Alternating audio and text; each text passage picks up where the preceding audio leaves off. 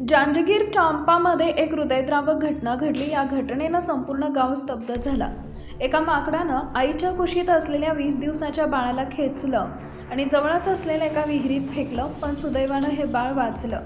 ग्रामस्थांनी तत्परता दाखवली। गावातील एक नर्स देखील मदतीला धावली, त्यामुळे बाळाचा जीव वाचला।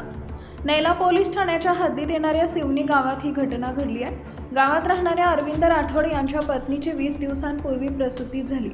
तिने एका कन्येला जन्म दिला। याच बाळाला अरविंद यांची पत्नी कुशीत घेऊन जेवण भरवत होती।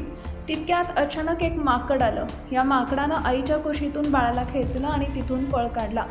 बाळाला माकडानं पळवताच आईनं आरडाओरडा सुरू केला। तिचा आवाज ऐकून कुटुंब आणि ग्रामस्थ तिथं धावले।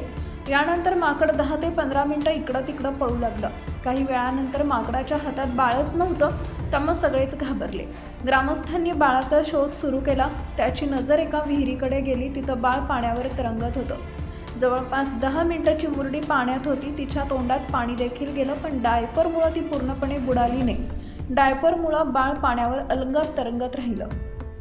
परिस्थितीचं गांभीर्य पाहता ग्रामस्थांनी बादलीच्या मदतीनं चिमुकलीला बाहेर काढलं। त्याचवेळी तिथं राजेश्वरी राठोड नावाची नर्स देखील होती।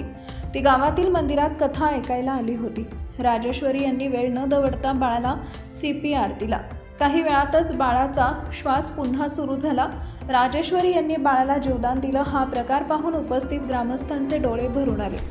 प्रथमोपचार केल्यानंतर बाळाला रुग्णालयात दाखल करण्यात आलं। डॉक्टरांनी उपचार केल्यानंतर बाळाची प्रकृती स्थिर आहे। तिला कोणती गंभीर इजा झाली नसल्याचं डॉक्टरांनी सांगितलंय। गावात माकडांचा उच्छाद वाढलाय, त्यामुळे ग्रामस्थ त्रासलेत। माकडांचा बंदोबस्त करण्याची मागणी जोर धरू लागली आहे।